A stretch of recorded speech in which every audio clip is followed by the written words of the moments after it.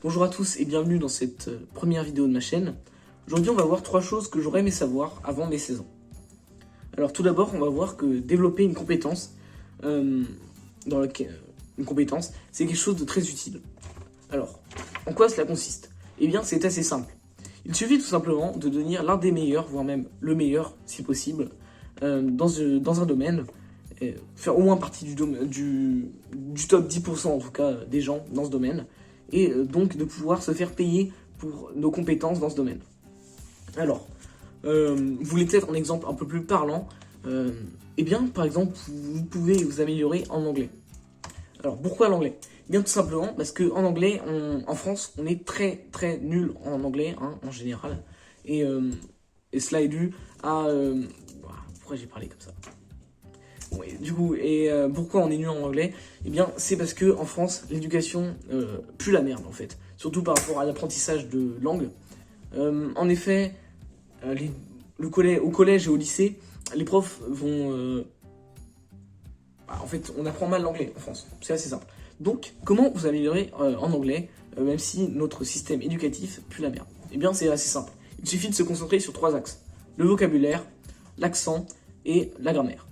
Pour le vocabulaire et l'accent, c'est assez simple de s'améliorer. En effet, il suffit de regarder des vidéos YouTube en anglais déjà. Bon, par exemple, ça peut être assez bénéfique. Et tout simplement de regarder des vidéos en anglais, mais surtout regarder des séries et des films en anglais, en VO sous-titrés en français. Donc regarder des séries américaines et des séries anglaises, et des films américains anglais, c'est pareil. Et donc regardez-les en anglais, cela vous permettra d'avoir un meilleur vocabulaire et aussi un meilleur accent. Et cela vous permettra en plus d'apprendre de nouvelles expressions. Maintenant que vous êtes devenu l'un des meilleurs en anglais, eh bien, il va falloir vous faire de l'argent avec cette compétence. Mais comment faire? Eh bien, c'est assez simple. Puisque maintenant que vous êtes passé de personnes moyennes en anglais en France, d'un niveau moyen en anglais, à un excellent niveau, eh bien, vous allez désormais pouvoir apprendre aux gens comment tout simplement à step up en anglais, à devenir bien meilleur, et donc à vendre des formations. Ou des formations, voilà, des formations un peu à la con, 5 étapes pour devenir bien meilleur en anglais, pour vous améliorer en anglais. Et donc voilà, vous pouvez les vendre assez cher puisque vous êtes passé par là, et donc vous savez ce que ça fait d'être nul, et donc vous connaîtrez forcément les meilleurs conseils, les conseils qui marchent pour s'améliorer en anglais. Et donc après, les gens, puisqu'ils seront satisfaits de votre formation, ils pourront en parler aux gens de leur entourage. Et donc, voilà, c'est aussi un des points les plus importants lorsque vous vendez une formation ou autre chose, c'est d'être devant quelque chose de qualitatif. Puisque si c'est qualitatif, les gens en parleront de manière positive, et vous pourrez vous faire un max d'argent. Donc voilà, de développer une compétence utile et qui vous permettra de gagner des sous. C'est quelque chose vraiment d'important. Et ne vous dites pas qu'il faut commencer après 18 ans, puisque en fait c'est un peu une excuse de merde. C'est de se dire, ah ouais, mais avant 18 ans, il faut que je profite de la vie, tous les vieux me le disent. Ouais, bah faut profiter, mais faut pas non plus être con.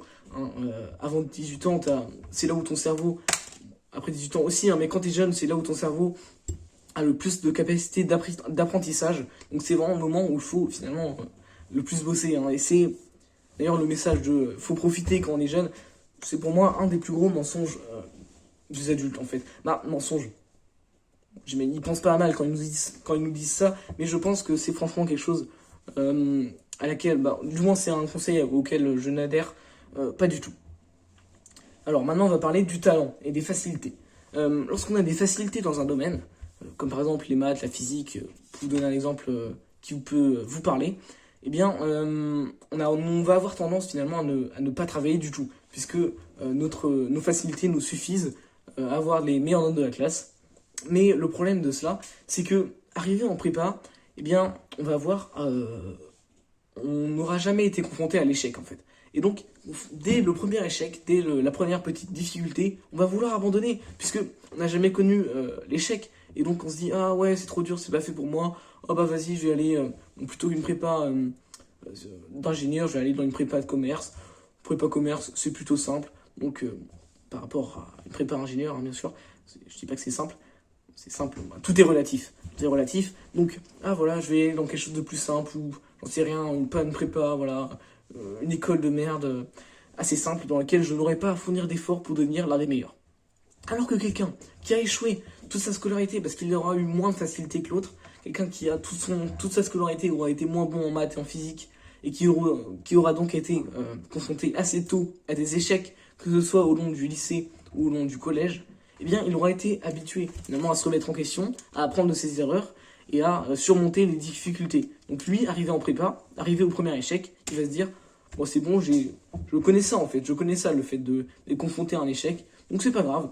Je vais travailler 2 fois plus qu'avant, même si avant je travaillais déjà beaucoup, et je vais surmonter cet obstacle. Et voilà, ça c'est la bonne mentalité à avoir finalement dans la vie en général. Hein. Ça marche, ça s'applique pas que aux études, bien sûr. Donc voilà, dites-vous que même si vous avez moins de facilité que les autres dans un domaine, eh bien ça peut être plus positif que négatif au final.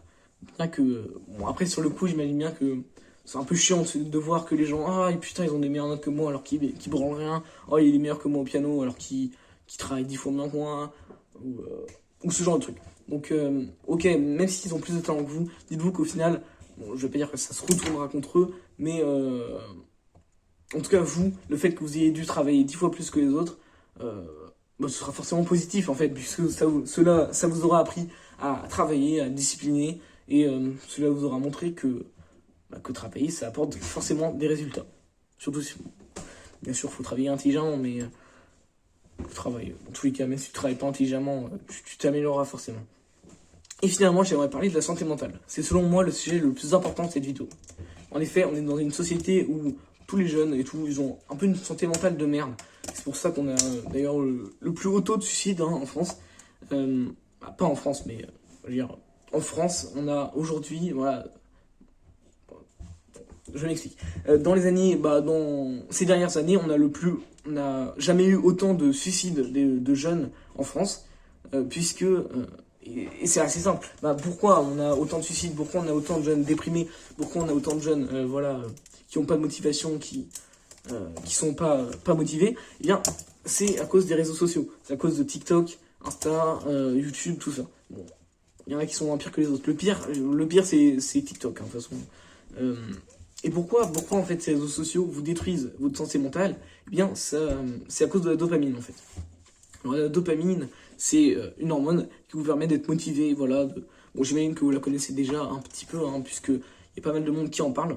Donc en fait, le principe des réseaux sociaux, c'est que à chaque short, à chaque TikTok, à chaque réel, en fait, vous recevez un shot de dopamine. En fait, ça c'est votre niveau de base, on va dire, de dopamine quand vous faites un peu rien. Ensuite, ça c'est vous avez un shot de dopamine à chaque TikTok. Donc là, hop, votre dopamine elle augmente d'un coup. Et en fait, dès que vous arrêtez de regarder les TikTok et tout, d'un coup votre corps il reçoit plus de dopamine, il en produit plus. Donc vous baissez d'un coup.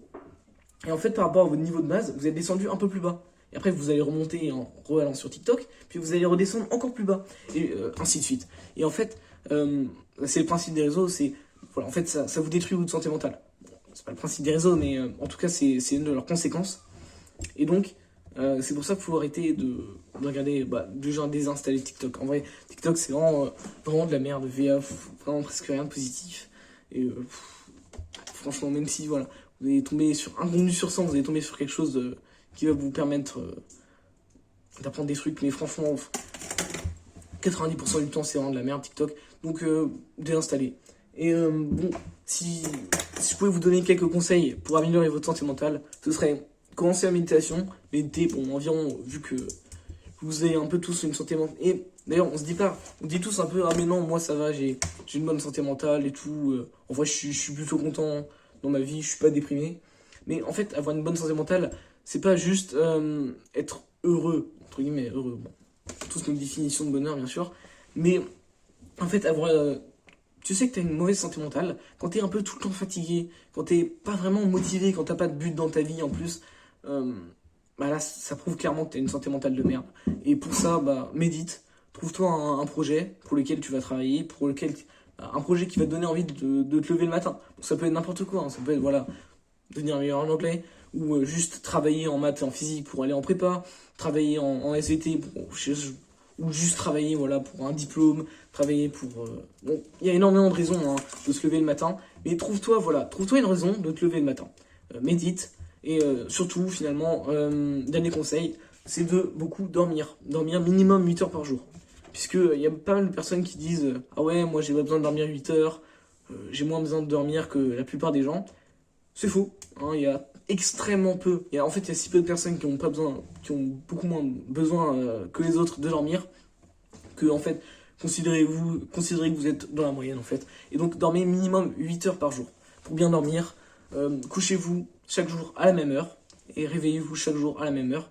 Ça vous permettra, en fait, votre corps va produire en fait, les hormones du sommeil, on va dire, qui vont vous permettre de vous endormir. En fait, mettons, si chaque jour vous forcez à 22h30 à vous coucher, à éteindre tout, eh bien, au bout d'un moment, en fait, il y a des hormones qui vont être sécrétées par votre corps et qui vont vous permettre de vous endormir directement dès 22h30, en fait. 22h30, eh bien, votre corps, et voilà, vos yeux vont commencer à se fermer, tout ça, vous allez vous sentir vraiment fatigué d'un coup, et donc vous allez dormir direct. Et vous allez toujours vous réveiller à la même heure, bien sûr.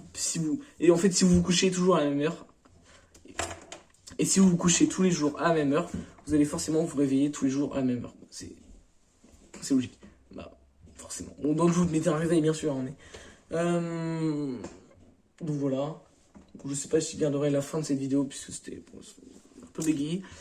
Mais en tout cas, bon voilà, c'était tout pour cette première vidéo. Et si vous l'avez aimé, n'hésitez pas à la liker, voire même à vous abonner. Hein. Ça me donnerait un peu de force et de courage, tout simplement, pour la suite. Et en tout cas, on se retrouve dans une prochaine vidéo.